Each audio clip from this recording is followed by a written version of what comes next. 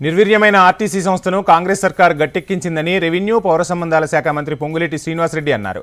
కేసీఆర్ తెలంగాణను అప్పుల్లో ముంచడంతో నెల 6,500 కోట్లను అసలు వడ్డీ తీరుస్తున్నామని తెలిపారు. స్థానిక సంస్థల ఎన్నికల్లో బీఆర్ఎస్ పార్టీ ప్రజా విశ్వాసానికి దూరంగా ఉంటుందన్నారు. రైతు ప్రయోజనాలను కాపాడే సీఎం రేవంత్ రెడ్డి భవిష్యత్తులోనూ ఉపయోగకర పనులు చేస్తారనే విశ్వాసం వ్యక్తం చేశారు. భూ సమస్యలతో లక్షల మంది ఇబ్బంది పడుతుంటే పారదర్శకంగా కొత్త చట్టాన్ని అమల్లోకి తెచ్చామన్నారు. కొత్త రెవెన్యూ చట్టంలో లోటుపాట్లు చెబితే సవరించుకుంటామని కేసీఆర్కు ఆహ్వానం పంపినా స్పందించలేదన్నారు. అసెంబ్లీలో అర్థవంతమైన చర్చను కొనసాగనీయకుండా బీఆర్ఎస్ నేతలు అడుగడుగునా అడ్డుకుంటున్నారని ఆగ్రహం వ్యక్తం చేశారు.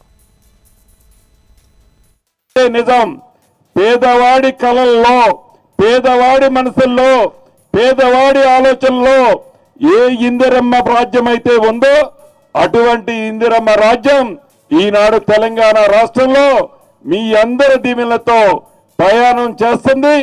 ఈ రాబోయే 4 సంవత్సరాలే కాదు, తర్వాత వచ్చే 5 సంవత్సరాల్లో కూడా వచ్చేది ఇందిరమ్మ ప్రభుత్వం పేదవాళ్ల దీవెనలతో.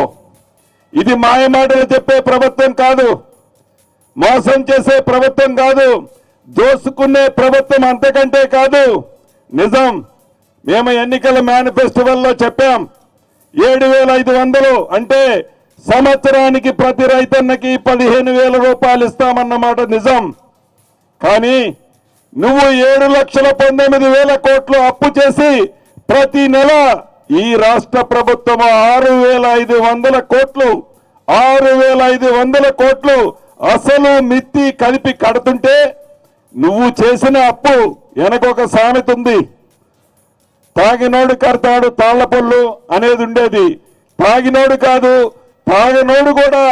అంటే ఏ సంబంధం లేని ఈ ఇందిరమ్మ ప్రభుత్వంలో ఉన్న మనం అప్పు చేసి దోసుకుంది వాళ్ళు, కట్టేది పేదోడు సొమ్ము. ఈనాడు మన ఇందిరమ్మ ప్రభుత్వం ప్రతి నెల 6,500 కోట్లు కడుతుంది అసలు మిత్తి కలిపి.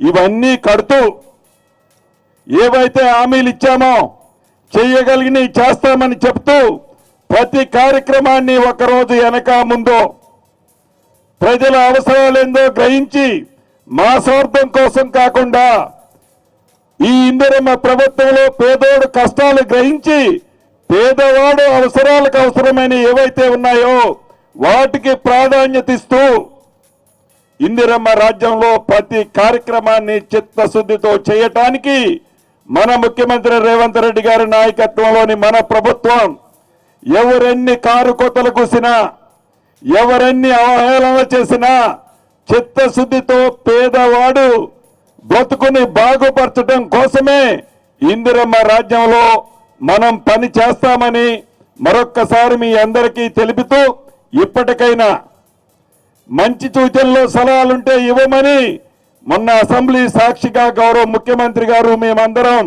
ప్రధాన ప్రతిపక్ష నాయకుడు కేసీఆర్ గారిని అసెంబ్లీకి రమ్మని అడిగాం. చట్టం బాగా తెలిసినోడు కదా, రెవెన్యూ చట్టం 80,000 పుస్తకాలు చదివితేవి కదా, మంచి సూచనలు అయ్యి ఆ చట్టంలో ఏవైనా ఉంటే సవరణలు చేస్తామని చెప్పాం. కానీ ఆ మహానుభావుడు ఆ దొరవారు అసెంబ్లీకి రాడు. ఎవరో కుర్రగారు లాంటి వచ్చేసిన ఆంబోతెడ్లను అసెంబ్లీకి పంపిస్తాడు. అసెంబ్లీని నడవటానికి వాళ్ళు ఇష్టపడరు, పుస్తకాలు దింపుతారు, బల్లలు రెగ్గొడతారు, బల్లల మీద ఎక్కి డాన్స్ చేస్తారు. ఇదే ప్రజాస్వామ్యం? అనుభవజ్ఞుని చెప్తావు కదా, ఫామ్ హౌస్ లో ఉండకపోతే మొదటిసారి అంటే తొంటిరిగింది నేను రాలేదు అన్నావు, ఇరిగిందా లేదా భగవంతుడికి తెలుసు. కానీ ఇప్పుడు మంచిగా ఉన్నామని చెప్తున్నావు కదా, అసెంబ్లీకి వచ్చి ఆ చట్టంలో మేమేదైనా పొరపాట్లు చేస్తే నువ్వు చేసిన తప్పుల్ని కడుక్కునే అవకాశం ఒకసారి అసెంబ్లీ సాక్షిగా నీకు వస్తే నువ్వు వచ్చి ఆ తప్పుల్ని సవరించుకోకుండా అసెంబ్లీకి రాకుండా ఆ బిల్లుని పాస్ కానీయకుండా ఎలా అడ్డపడ్డావో తెలంగాణ ప్రజలందరూ ప్రతిదీ గమనిస్తున్నారు. ఇప్పటికే 2 సార్లు కర్రు కాల్చి వాత పెట్టారు. మళ్ళీ రాబోయే స్థానిక సంస్థ ఎన్నికల్లో నీ పార్టీకి వచ్చేది ఒక పెద్ద గుండు సున్నా, దాంతో నీ డోర్ క్లోజ్ అవుతుంది అనేది కూడా ఈ వేదిక ద్వారా తెలియజేస్తున్నా. అదే రకంగా కేంద్ర ప్రభుత్వం కూడా